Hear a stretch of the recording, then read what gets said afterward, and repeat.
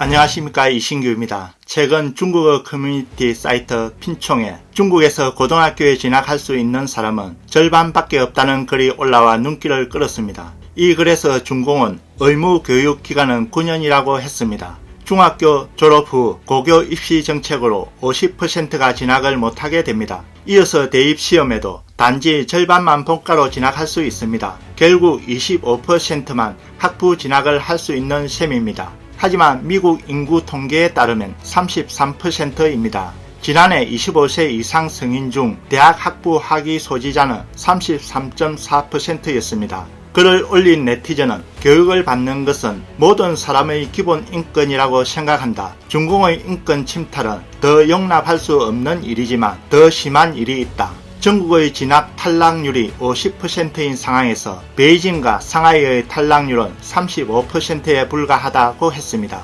베이징이나 상하이에 주소가 있으면 고등학교에 진학할 확률이 15% 정도 더 높다는 이야기입니다. 가뜩이나 적은 고교 정원을 중국 각지에서 세금 거두듯 빼앗아 베이징, 상하이의 현지인들에게 나눠주는 계획입니다. 그 결과 전국의 다른 고교 정원은 더 줄었습니다. 그에 비해 인구 밀도가 높은 일본은 90% 이상의 학생이 고등학교에 진학할 수 있습니다. 네티즌은 중공의 교육 자원에 인색한 대신 해외 유학생에게 돈을 더 많이 쓰는데 이 돈을 고등학교 건설에 쓴다면 더 많은 학생이 진학할 수 있다고 지적했습니다. 만약 중공이 5G를 건설할 돈을 고등학교에 투자한다면 더 많은 사람이 공부할 수 있을 것입니다. 결국 중공은 중국인을 돼지 취급하고 공부할 기회조차도 주지 않고 있습니다. 또 마지막으로 중공에 한마디 했습니다. 인간처럼 행동해라. 덕을 쌓으면 좋지 않은가. 고등학교 정원을 늘리면 사회가 더 안정될 것이다. 고등학교 정원이 확대되면 취업이 촉진될 수 있고 지금의 취업난이 해결되지 않겠나. 더 많은 사람을 고등학교에 진학시키는 것이 뭐가 나쁜가라고 했습니다.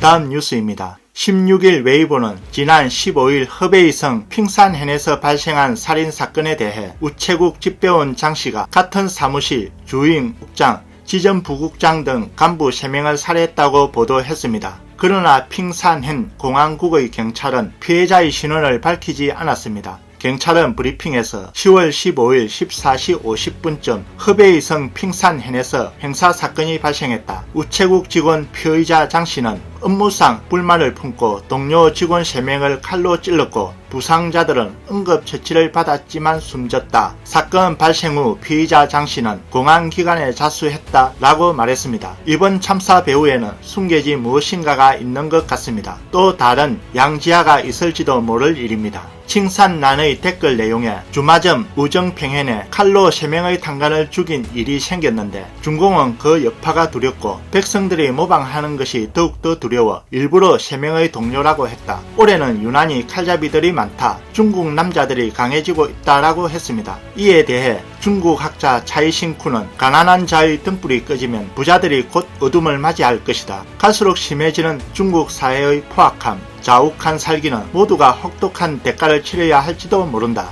많은 사람이 불공평하다고 생각하고 절망에 빠지면 생사의 위험도 무릅쓴다. 이런 사람들이 순응하면 좋겠지만 그들은 저항하여 싸울 것이다. 항쟁의 힘을 가소평가하지 말고 약자들에게 살 길을 남겨줘야 한다라고 말했습니다.